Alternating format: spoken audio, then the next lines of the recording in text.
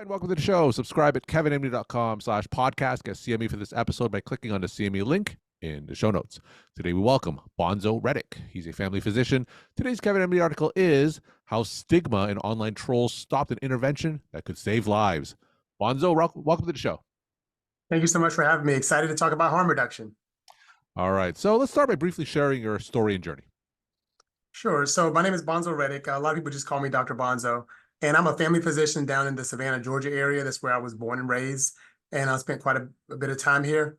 But my outpatient clinical work for the past 6 or 7 years or so has been at a federally qualified health center, what a lot of people refer to as an FQHC. But our FQHC is a little bit different because it's also a federally designated healthcare for the homeless site. So for the past 6 or 7 years ago, my outpatient practice has been primarily with people who are experiencing homelessness. All right, so tell us some typical cases that you see. What would be a typical day like for you? Sure. So we rotate. So we have sort of a central area downtown that we focus on. It's our catchment area. And so the mobile clinic rotates each week and goes to different sites. So they're all within walking distance of each other. So that way we're able to serve the same community and have some continuity as well. So we do some basic things: chronic disease management, hypertension, diabetes, acute care management for respiratory infections, skin infections, other musculoskeletal complaints. But we also do see high rates of substance abuse as well. And sort of the background that led to this article was we had one particular community we served where there were high rates of intravenous drug use even out in broad daylight. And so we really just saw an increasing need for harm reduction techniques to decrease the risk of transmission of viral infections and that sort of thing. All right, so let's talk more about that. Your article is titled How Stigma and Online Trolls Stopped an Intervention That Could Save Lives. For those of you who get a chance to read that article, tell us the story behind it.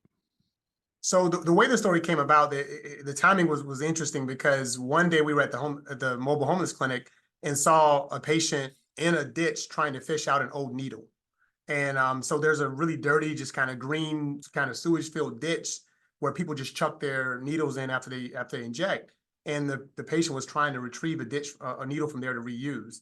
And that was the day where it really clicked that there are some days where there's not anything you can say or do to stop somebody from using drugs. That's just the way it is. Yeah. And so in that situation, you don't want them to overdose. You don't want them to acquire HIV or hepatitis C infections. You don't want them to acquire bacterial endocarditis or heart infection.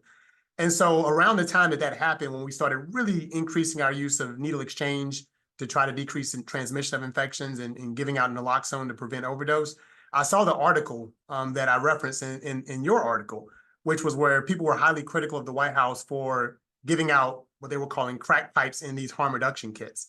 And so giving out things like clean needles and clean syringes or clean glass pipes with rubber mouthpieces to smoke. And people just couldn't believe it. There was uproar from the media. People said, how in the world are you going to enable, drug addicts, they were saying, and they were using a lot of stigmatizing language in the media, using words like addict or junkie, saying that we were fueling addiction, saying that the White House was doling out crack pipes. And so to the layperson, that sounds probably ridiculous. But again, what I've seen in my practice, but also seen in the medical literature, is that there's actually great evidence for harm reduction. People actually, it's kind of a weird situation where when you show people that compassion of trying to make sure they don't acquire infections, make sure they don't overdose, people are actually more likely to pursue drug rehab and actually have lower recidivism rates as well. So giving people substances is a weird paradox where you give them things that would seemingly enable drug use, but they actually are more likely to get help with their substance abuse and more likely to have successful rehab. So I just thought the community, the people at large need to know that the layperson who may not know about harm reduction needs to know that it's actually very effective, that is actually a good idea. And the sad part about that the article ended on was that the White House administration actually backtracked and they decided to not include glass pipes or injection drug supplies in these harm reduction kits. So they really let the media outrage and a lot of even the online trolls just sort of change their mind about doing something that was actually a good evidence-based idea. So you talked a little bit about the data and the evidence. Tell us a story or a scenario where you personally saw harm reduction move the needle on one of your patients. Absolutely. And so sometimes, just to clarify, sometimes just for privacy reasons, I'll kind of merge one or two stories just to, to protect patients' privacy. But I can tell you countless times where I've been seeing them in clinic, at the mobile clinic. We're talking about their substance use. They just kind of cut me off early and say, I'm not really interested, not right now. I've just got too much going on, maybe one day, but right now. I just want to get help with this medical condition and going about my business. And I'll still offer them and say, okay, that's fine. Let us know if you ever change your mind. But in the meantime, I want to make sure you don't overdose. A lot of the substances, I know in Savannah, it's anywhere from 50 to 80% of the street drugs are contaminated with fentanyl. And so I had that conversation with patients, and a lot of them are interested in not overdosing on fentanyl. So they're often willing and accepting of receiving naloxone, which is the nasal spray you use to reverse an overdose. And so we'll give out these 2-dose boxes to patients, and you keep one, you give one to somebody that you use with, never use alone. Mhm. And we've also said, what about injections for people that are injecting drugs, saying, hey, if you get clean needles, you can reduce your risk of HIV acquisition by as much as 80%, reduce your risk of hepatitis C infection by as much as 50%. People get excited about that and say, well, absolutely, give me some of those. And what I've seen numerous times is that when people leave and they initially say they didn't want any interest, they start to step off the mobile unit, turn around and say, actually, who's that person you tell me I could talk to about substance abuse? And I say, he's right over there sitting at that table. We want to go talk to him. And I've had people literally the same day that they initially said they did not want help with substances, they accepted clean needles or syringes, accepting naloxone. That same day, people enter rehab. I've had that happen more than one time. In terms of the pushback against harm reduction strategies, is this a national issue? Do you see variations locally in different parts of the country? So I do have colleagues out in the West Coast, for example, that say that it's a little more accepted out there. So I think there are some areas of the country where it seems to not as big of an issue. I had a colleague in Colorado say that there's less pushback there. And what I've seen here is that in Georgia is very unique because we actually have bipartisan support for harm reduction and syringe services programs, which is this process of giving people clean needles and syringes. That law was signed into the bill was signed into law about 5 years ago now, and it passed by more than 90% in the Senate and the House in Georgia. And a lot of people have an image about Georgia being in the deep South, not being open, this kind of thing. So when people are actually presented with the evidence and hear it, they actually are actually pretty receptive to it. The problem is, though, there's still that backlash from the layperson about how could you possibly give somebody using drugs clean needles and syringes? You're enabling their drug use. So what I've seen is that even though it's generally accepted as far as from our legislators, they're very hesitant to fund the actual supplies. So for an example, a lot of times you apply for grants for harm reduction. I've actually had 2, and I'm actually applying for a 3rd one right now. But they very often say you cannot use this to purchase needles or syringes or crack pipes or anything like that, glass pipes. You cannot use that for anything like that. And so there's this sort of fear of like, we're going to fund it because we believe in it, but we don't want to be seen as buying the supplies because even though we don't believe it, we know everybody else is going to think we're enabling drug use. So I see that repeatedly. There's only one of the grants that I actually had that they actually allowed me to use the grant money to purchase the supplies. So, what are some of the strategies from your end? You're obviously an advocate for harm reduction strategies. How do you change that narrative and convince more of the public about the benefits of harm reduction strategies? Sure. So some of it's just getting out and talking to people, but I did actually write a book early that actually got published earlier this year. So chapter 13 in the book is an entire chapter on harm reduction and addressing health inequities affecting people who inject drugs. And so I'm trying to just get the word out there. And that's probably the chapter I've gotten the most feedback about, especially from lay people who read my book, who will say like, oh my goodness, like I had no idea they'll tell me when I started reading the chapter, it sounded ridiculous what you were saying.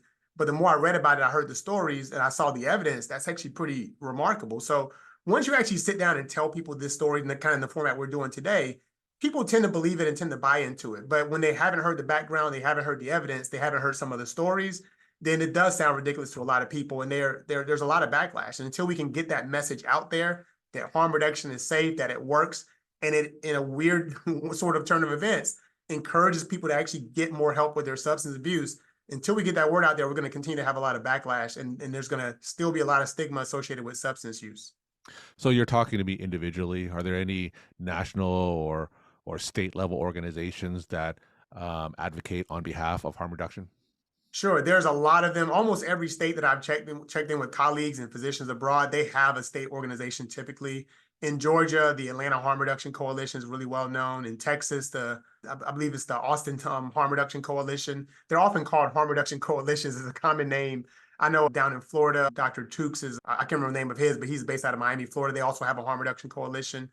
And so there's organizations all throughout. It's just that a lot of times they're really grassroots organizations on the ground doing the work. And so it may not be something that you just see on your day-to-day basis.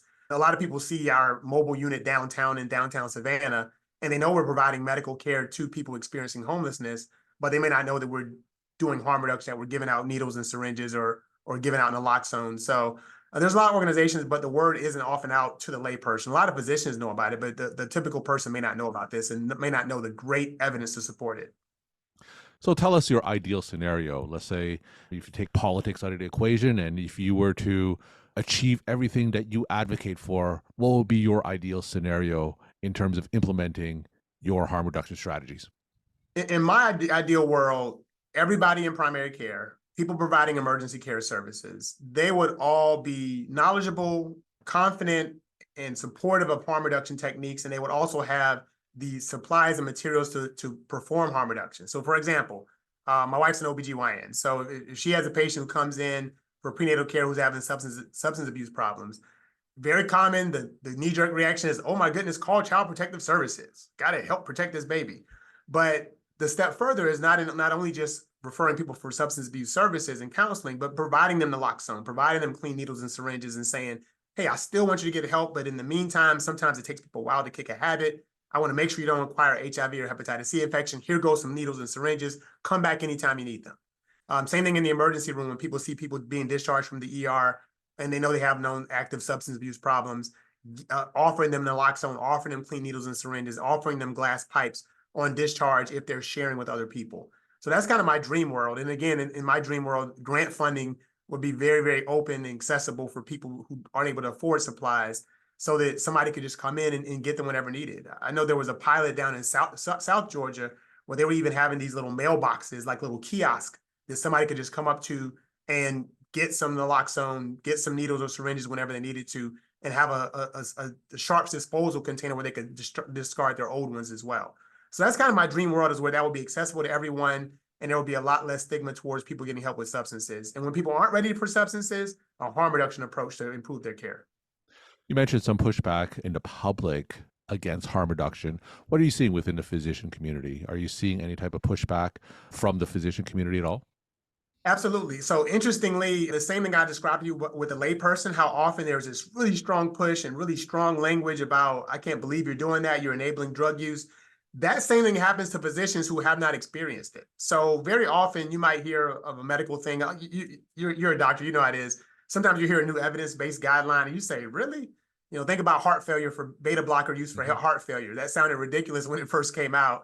But once you saw the evidence, you kind of understood it. I've seen the same thing with harm reduction, where when you first bring it up to physicians who haven't really explored the evidence and haven't really seen it in real life, they give me the same kind of pushback that a layperson does. I got into an exchange on social media with a colleague, a surgeon colleague of mine, one day where he just didn't believe it. And he kind of kept firing back, and he hadn't read any articles on it, hadn't seen it in real life, hadn't seen any patients that had been, exposed to harm reduction techniques. But he was just arguing with me that he didn't buy the evidence, that there was no way. And then over time, he actually got a chance to actually read about it and sort of backtrack later on. But the same initial reaction we get is not only with physicians, but also with healthcare organizations and hospital systems as well. So obviously, if you zoom out, we live in a pretty politically polarized community. Do you see this as another politically charged topic that, despite the amount of studies and evidence that you present, you're just not going to convince some people of the benefits of harm reduction?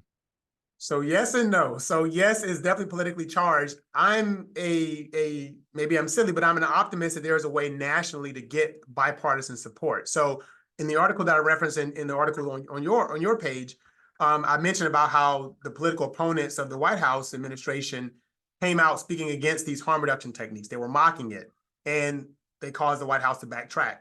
And so that definitely happens where people use it for political gain. They know that the layperson is going to think it sounds ridiculous, and they're going to say, okay, great, I'm going to seize on this and mock somebody who's trying to implement harm reduction from a legislative standpoint. But again, in Georgia, we did it. I'm not sure kind of how it happened. I kind of know the story, but 98% passage in the House, 92% passage in the Senate for House Bill 217, which made harm reduction legal in Georgia. And so there's been widespread support for it. So there's a way to reproduce that nationally. Georgia has just as much bickering and bipartisan bickering as everybody else.